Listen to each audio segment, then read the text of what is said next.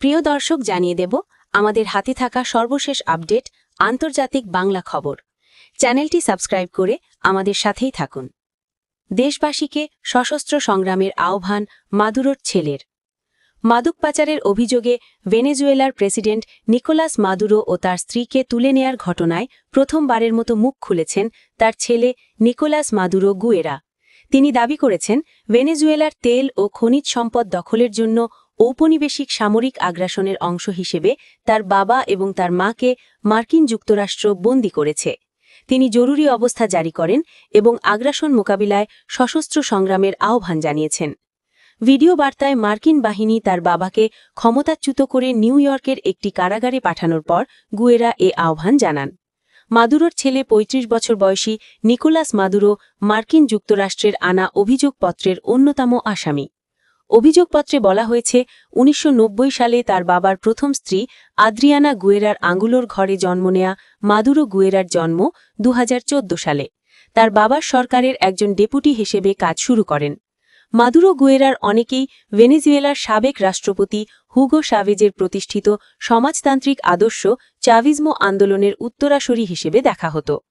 অভিযোগপত্রে আরও বলা হয়েছে, ২০১৩ সালে নিকোলাস মাদুরো রাষ্ট্রপতি হওয়ার পর মাদুরো তার একমাত্র পুত্র নিকোলাস মাদুরো গুয়েরাকে প্রেসিডেন্সির বিশেষ পরিদর্শকদের কর্পসের প্রধান হিসেবে নিযুক্ত করেন। ৪ বছর পর মাদুরো গুয়েরা ভেনেজুয়েলার জাতীয় গণপরিষদে নির্বাচিত হন এবং ২০২১ সালে তিনি দেশটির জাতীয় পরিষদে নির্বাচিত হন, যেখানে তিনি এখনও দায়িত্ব পালন করছেন। সামাজিক যোগাযোগ মাধ্যমে ছড়িয়ে পড়া এক বার্তায় ৩৫ বছর বয়সী মাদুরো গুয়েরা বলেন, আপনারা আমাদের রাজপথে দেখতে পাবেন, জনগণের পাশে দেখবেন, মর্যাদার পতাকা উড়াতে দেখবেন। তিনি আরও বলেন, তারা আমাদের দুর্বল দেখতে চায়, কিন্তু আমরা দুর্বলতা দেখাব না। বার্তা সংস্থা এএফপিকে গুয়েরার সহকর্মীরা বার্তাটির সত্যতা নিশ্চিত করেছেন। কারাকাসে সুরক্ষিত থাকা অবস্থায় ভেনেজুয়েলার প্রেসিডেন্টকে আটক করে দেশটির বাইরে নিয়ে যাওয়া নিয়ে জল্পনা তৈরি হয়েছে। অনেকে বলছেন, মাদুরোর ক্লোজ কোনো কেউ হয়তো বিশ্বাসঘাতকতা করেছেন। স্থানীয় সময় শনিবার ভেনেজুয়েলায় বিশেষ অভিযান চালিয়ে দেশটির প্রেসিডেন্ট নিকোলাস মাদুরো ও স্ত্রী সিলিয়া ফ্লোরেসকে বন্দী করে নিয়ে যায়।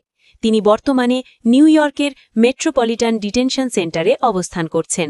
প্রয়োজনীয় আইনি প্রক্রিয়া সম্পন্ন করার পর শনিবার রাতেই মাদুরো ও তার স্ত্রীকে বন্দি শিবিরে পাঠানো হয়েছে। নিকোলাস মাদুরো ও তার স্ত্রীর সিলিয়ার বিরুদ্ধে মাদক এবং অস্ত্র চোরাচালানের অভিযোগ এনেছে যুক্তরাষ্ট্র। এবার জানিয়ে দেব, সৌদি আরবের সঙ্গে মুখোমুখি আরব আমিরাত, নতুন করে যুদ্ধের উত্তেজনা মধ্যপ্রাচ্যে। ইয়েমেনের দক্ষিণাঞ্চলে রাজনীতির নাটকীয় পটপরিবর্তনে অপ্রত্যাশিতভাবে মুখোমুখি অবস্থানে চলে এসেছে দুই প্রভাবশালী উপসাগরীয় শক্তি সৌদি আরব ও সংযুক্ত আরব আমিরাত। সৌদি পররাষ্ট্র মন্ত্রণালয় ইয়েমেনের দক্ষিণাঞ্চলের সক্রিয় সশস্ত্র গোষ্ঠীগুলিকে রিয়াদে সংলাপে অংশগ্রহণের আহ্বান জানিয়েছে। ইয়েমেনে দীর্ঘদিন ধরে গৃহযুদ্ধ চলছে।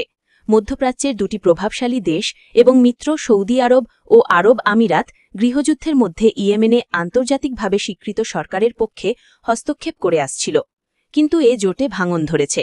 তারা এখন ইয়েমেনে ভিন্ন ভিন্ন প্রতিদ্বন্দ্বী গোষ্ঠীর পক্ষে অবস্থান নিয়েছে। এগুলোর একটি গোষ্ঠী দেশটির দক্ষিণাঞ্চলকে একটি স্বাধীন রাষ্ট্র হিসেবে ঘোষণার চেষ্টা চালাচ্ছে।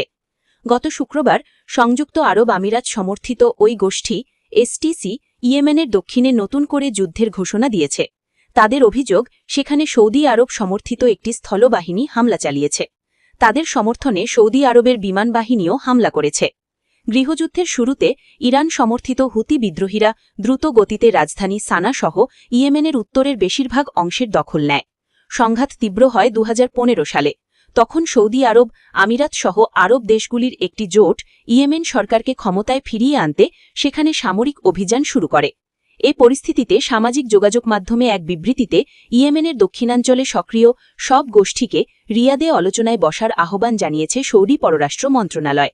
বিবৃতিতে বলা হয়, রিয়াদে একটি বড় পরিসরে সম্মেলন আয়োজন করা হোক, যাতে ইয়েমেনের দক্ষিণের সব গোষ্ঠী একত্র হয়ে উদ্ভূত সমস্যার ন্যায়সঙ্গত সমাধান নিয়ে আলোচনা করতে পারে।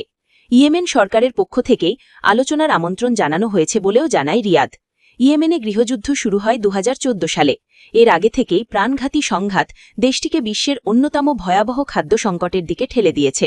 গৃহযুদ্ধের শুরুতে ইরান সমর্থিত হুতি বিদ্রোহীরা দ্রুত গতিতে রাজধানী সানা সহ ইয়েমেনের উত্তরের বেশিরভাগ অংশের দখল নেয়। সংঘাত তীব্র হয় 2015 সালে। তখন সৌদি আরব, আমিরাত সহ আরব দেশগুলির একটি জোট ইয়েমেন সরকারকে ক্ষমতায় ফিরিয়ে আনতে সেখানে সামরিক অভিযান শুরু করে। এদিকে যুক্তরাষ্ট্রের মোড়লগিরি মেনে নেবে না চীন। ওয়াংই যুক্তরাষ্ট্র নিজেকে বিশ্বের মোড়ল ভেবে যাকে তাকে আটক করবে এবং বিচার করবে এটা মেনে নেবে না চীন। ভেনেজুয়েলার প্রেসিডেন্ট নিকোলাস মাদুরোকে আটক করার পর চীনের পররাষ্ট্রমন্ত্রী ওয়াং ই এই মন্তব্য করেন। চীনের পররাষ্ট্রমন্ত্রী বলেছেন, বেইজিং কোনো দেশই যেন নিজেকে বিশ্বের পুলিশ মনে করে এমন ধারণায় বিশ্বাস করে না, কিংবা কোনো রাষ্ট্রের বিশ্বের বিচারক হওয়ার দাবিও তারা মেনে নেয় না। রবিবার বেইজিংয়ে পাকিস্তানের পররাষ্ট্রমন্ত্রী ইসহাক দারের সঙ্গে বৈঠকের সময় তিনি সরাসরি যুক্তরাষ্ট্রের নাম উল্লেখ না করে ভেনেজুয়েলার হঠাৎ ঘটে যাওয়া পরিস্থিতির কথা উল্লেখ করেন। ওয়াংই বলেন, আন্তর্জাতিক আইনের আওতায় সব দেশের সার্বভৌমত্ব এবং নিরাপত্তা সম্পূর্ণভাবে সুরক্ষিত থাকা উচিত। শনিবার 63 বছর বয়সী মাদুরোকে চোখ বেঁধে ও হাতকড়া পরানো অবস্থায় ছবি প্রকাশিত হওয়ার পর ভেনেজুয়েলায় ব্যাপক চাঞ্চল্যের সৃষ্টি হয়। ওই ঘটনার পর এটিই ছিল চীনের শীর্ষ কূটনীতিকের প্রথম মন্তব্য। বর্তমানে মাদুরো নিউ ইয়র্কের একটি আটক কেন্দ্রে রয়েছেন এবং মাদক সংক্রান্ত অভিযোগে সোমবার আদালতে হাজির করার কথা রয়েছে। চীন নিজেকে একটি প্রভাবশালী কূটনৈতিক শক্তি হিসেবে প্রতিষ্ঠিত করার উচ্চাকাঙ্ক্ষা পোষণ করে। 2023 সালে সৌদি আরব এবং ইরানের মধ্যে অপ্রত্যাশিত সমঝোতা করিয়ে দিয়ে এই লক্ষ্য তারা সবচেয়ে স্পষ্টভাবে তুলে ধরে এবং বৈশ্বিক সংকটপূর্ণ ইস্যুগুলোতে গঠনমূলক ভূমিকা পালনের অঙ্গীকার করে। বিশ্লেষকদের মতে, বাণিজ্য আলোচনায় যুক্তরাষ্ট্রের সঙ্গে সমানে সমানে মোকাবিলা করতে পারার সাফল্য চীনের আত্মবিশ্বাস আরও জোরদার করেছে। সবশেষ জানিয়ে দেব, ভারতের ওপর চড়া শুল্ক আরোপের হুমকি ট্রাম্পের। রাশিয়া থেকে তেল আমদানির বিষয়ে ভারতকে আবারও কঠোর সতর্কবার্তা দিয়েছেন যুক্তরাষ্ট্রের প্রেসিডেন্ট ডোনাল্ড ট্রাম্প। তিনি জানিয়েছেন, নয়াদিল্লি যদি রুশ তেল কেনা অব্যাহত রাখে তবে ভারতীয় পণ্যের ওপর আরও অতিরিক্ত শুল্ক আরোপ করা হতে পারে। রোববার 4 জানুয়ারি প্রেসিডেন্টের বিশেষ বিমান এয়ারফোর্স ওয়ানে সাংবাদিকদের সঙ্গে আলাপকালে ট্রাম্প স্পষ্ট করেন যে ভারত ইতিমধ্যে রাশিয়া থেকে তেল কেনা উল্লেখযোগ্যভাবে কমিয়ে দিলেও যুক্তরাষ্ট্র আরও কঠোর পদক্ষেপের কথা ভাবছে। এনডিটিভির প্রতিবেদন অনুযায়ী ট্রাম্পের এই হুঁশিয়ারি এমন এক সময় এলো যখন রাশিয়ার সঙ্গে ভারতের জ্বালানি বাণিজ্য নিয়ে ওয়াশিংটনের নজরদারি ও কূটনৈতিক চাপ তুঙ্গে রয়েছে। প্রেসিডেন্ট ট্রাম্প প্রধানমন্ত্রী নরেন্দ্র মোদীকে খুব ভালো মানুষ হিসেবে বর্ণনা করলেও দ্বিপক্ষীয় বাণিজ্যের ক্ষেত্রে কোনো ছাড় দিতে রাজি নন। তিনি বলেন, মোদী জানতেন আমি খুশি নই এবং আমাকে খুশি রাখা অত্যন্ত গুরুত্বপূর্ণ। ট্রাম্পের মতে ভারত মূলত যুক্তরাষ্ট্রকে সন্তুষ্ট রাখতেই তেল আমদানির পরিমাণ কিছুটা কমিয়েছে। তবে মার্কিন প্রেসিডেন্ট হুঁশিয়ারি দিয়ে বলেছেন যে ভারত যদি রুশ তেলের বিষয়ে সহায়তা না করে তবে ভারতীয় পণ্যের উপর খুব দ্রুতই বড় ধরনের শুল্ক বাড়ানো হবে। উল্লেখ্য যে গত অগস্ট মাসেও রাশিয়ার কাছ থেকে সস্তায় তেল কেনার দায়ে ভারতীয় পণ্যের উপর সর্বোচ্চ 50% পর্যন্ত শুল্ক আরোপ করেছিল যুক্তরাষ্ট্র। ভারত শুরু থেকেই দাবি করে আসছে যে দেশের বিশাল জনগোষ্ঠীর জ্বালানি নিরাপত্তা নিশ্চিত করতেই তারা রাশিয়ার কাছ থেকে তেল সংগ্রহ করছে। কয়েক সপ্তাহ আগে মোদি ও ট্রাম্পের মধ্যে ফোনালাপে দ্বিপক্ষীয় বাণিজ্যের গতি ধরে রাখার বিষয়ে আলোচনা হলেও বাস্তব ক্ষেত্রে টানাপোড়েন কমছে না।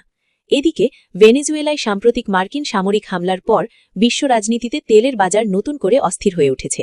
ভেনেজুয়েলায় বিশ্বের বৃহত্তম 303 বিলিয়ন ব্যারেলের তেলের মজুদ থাকলেও মার্কিন নিষেধাজ্ঞার কারণে দেশটির উৎপাদন এখন তলানিতে। ওপেকের তথ্যমতে বিশ্বের মোট তেলের মজুদের প্রায় 17% এখন যুক্তরাষ্ট্রের নিয়ন্ত্রণে থাকা ভেনেজুয়েলার হাতে রয়েছে, যা ভারতের মতো বড় আমদানিকারক দেশগুলোর ওপর মার্কিন চাপ আরও বাড়িয়ে দিচ্ছে।